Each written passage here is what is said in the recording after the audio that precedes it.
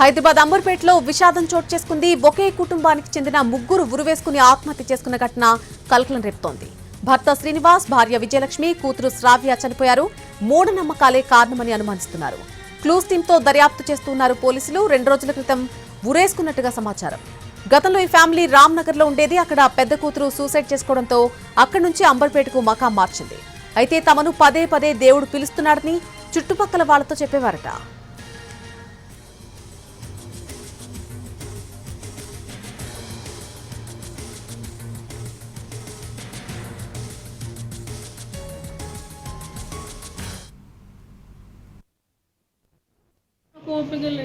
లేదండి, అట్లా కాదు. ఏం జరిగింది అంతే బ్రీఫ్. అలా పాప చనిపోయింది, 4 months అవుతుంది.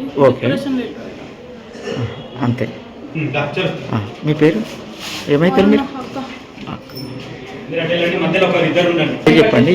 పాప 4 months అయిన చనిపోయి డిప్రెషన్లో వెళ్ళిపోయారు వాళ్ళు. ముగ్గురా?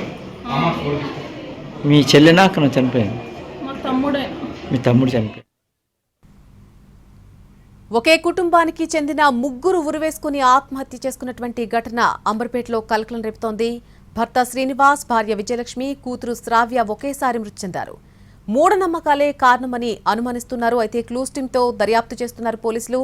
ఈ కేసుకు సంబంధించి పూర్తి డీటెయిల్స్ మా ప్రతినిధి రవి అందిస్తారు. రవి,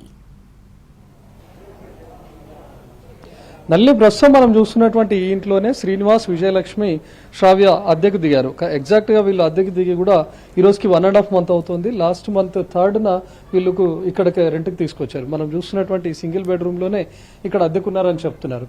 అయితే వీళ్ళు డిప్రెషన్ కారణంగానే ఆత్మహత్య చేసుకుంటూ ఉండొచ్చు అని చెప్పి పోలీసులు భావిస్తూ ఉన్నారు. ఇక్కడ ఉన్నటువంటి స్థానికులు చెప్పడం ప్రకారం కానీ, ఇంటి ఓనర్ చెప్తున్నటువంటి ప్రకారం డిప్రెషన్ కారణంగానే ఆత్మహత్య చేసుకున్నట్లు చెప్తా ఉన్నారు. అయితే వీళ్ళ పెద్ద కూతురు, వీళ్ళ ఫ్యామిలీ మొత్తం కూడా రామ్నగర్లో అద్దెకుండేటటువంటి వాళ్ళు. అక్కడ వాళ్ళ పెద్ద కూతురు ఆత్మహత్యకు పాల్పడింది.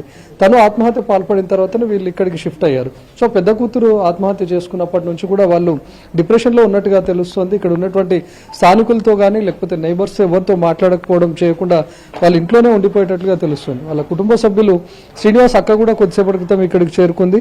తను చెప్తున్నటువంటి ప్రకారం ఎవరితో మింగిల్ అయిపోయేటటువంటి వాళ్ళు కాదు. ఎప్పుడైతే పెద్ద కూతురు చనిపోయిందో అప్పటి నుంచి వాళ్ళు తీవ్రమైనటువంటి డిప్రెషన్లో ఉన్నట్లుగా తెలుస్తుంది. సో ఆ కారణంగానే ఆత్మహత్య చేసుకుని ఉండొచ్చు అని కూడా వీళ్ళు భావిస్తున్నారు. ఇక్కడ ఉన్నటువంటి స్థానికులు హౌస్ ఓనర్ దగ్గర నుంచి కూడా స్టేట్మెంట్ తీసుకున్నారు. సో ప్రస్తుతం ఇంటికి సంబంధించినటువంటి ఓనర్స్ కూడా ఉన్నారు. ఎప్పుడు రెంట్కి వచ్చారు?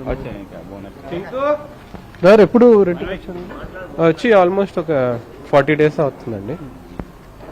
ఏం పని చేసేవాడు శ్రీనివాస్ గారిని? విజయ్ గార్డ్గా జాబ్ చేస్తుండే వాళ్ళ సిస్టర్ వాళ్ళు చెప్పారనమాట మనకి. మీకేమని చెప్పారు రెంట్కి వచ్చిన?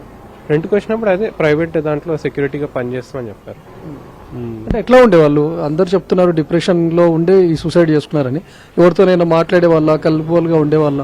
అంటే కొత్తగా వచ్చినప్పుడు కొంచెం ఎవరైనా మాట్లాడరు కదా, కొంచెం ఫ్రీ అయినాకనే మాట్లాడతారని మేము కూడా అదే అనుకుంటుండే అనమాట. కొత్తగా వచ్చింది కదా, అందుకే ఎవరితో మాట్లాడతలేరేమో అని మేము అనుకున్నాం.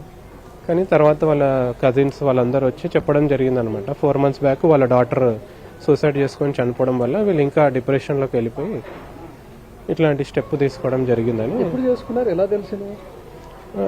పోలీస్ వాళ్ళు అనడం ప్రకారం అయితే 2-3 days అవుతుందేమో అని అన్నారు. వాళ్ళకు కూడా ఎగ్జాక్ట్గా తెలియదంట. కానీ వాళ్ళ పెద్దకు వచ్చి ఫోన్ లిఫ్ట్ చేయట్లేరని డోర్ నాక్ చేసింది అనమాట. డోర్ ఏం తీస్తలేరని చెప్పి అప్పుడే మళ్ళీ కొంచెం డౌట్ వస్తే మన పైన టెనెంట్స్ వాళ్ళు వెళ్ళి 100 dial చేసి ఇట్లా ఉంది, స్మెల్ కూడా వస్తుంది అని అంటే పోలీస్ వాళ్ళు రావడం జరిగింది. మిగతా ఎంక్వైరీ చేసుకుని డోర్ బ్రేక్ చేశారన్నమాట. డోర్ చేసి చూడేవానికి 3 ఉన్నారనమాట హ్యాంగ్ చేసి. మదర్. సో శ్రీనివాస్, విజయలక్ష్మి పెద్ద కూతురు 4 నెలల క్రితమే చనిపోయింది. మరి అప్పటి నుంచి వీళ్ళు డిప్రెషన్లో ఉన్నారు. అక్కడ ఉన్నటువంటి అద్దెకున్న ఇల్లును ఖాళీ చేసి కూడా ఇక్కడికి షిఫ్ట్ అయ్యారు. అయితే వాళ్ళ అక్క తరచూ కాల్ చేస్తున్నా కూడా ఆన్సర్ చేయకపోవడంతోనే అనుమానం వచ్చి ఇక్కడికి వచ్చి చూసింది. లోపల నుంచి దుర్వాసన రావడంతో పోలీసులకు సమాచారం ఇచ్చారు. వచ్చి డోర్స్ను బ్రేక్ చేసి చూడగా 3 ఉరి వేసుకొని ఆత్మహత్యకు పాల్పడ్డారు. సో డిప్రెషనే కారణమా లేకపోతే ఇంకేదైనా జరిగి ఉంటుందా? ఇక్కడ ఉన్నటువంటి స్థానికులతో వాళ్ళు మాట్లాడుతున్నప్పుడు మమ్మల్ని దేవుడు పిలుస్తున్నాడు, మేము దేవుడి దగ్గరికి వెళ్తాం, మా పెద్ద కూతురు దగ్గరికి వెళ్తామని చెప్తున్నట్లుగా తెలుస్తుంది. సో వీళ్ళు డిప్రెషన్లో ఈ మాట అంటున్నారేమని లైట్ తీసుకున్నారు, కానీ సూసైడ్ ఇంటెన్సిటీ ఉందనేది మాత్రం వాళ్ళు గమనించలేకపోయారు. సో ప్రస్తుతం పోలీసులు కేసు నమోదు చేసుకున్నారు. ఆ 3 మృతదేహాలను పోస్ట్మార్టం నిమిత్తం తరలించారు. వాళ్ళ బంధువులు ఇచ్చినటువంటి స్టేట్మెంట్ ఆధారంగా పోలీసులు దర్యాప్తు చేస్తున్నారు. Right Ravi, thank you.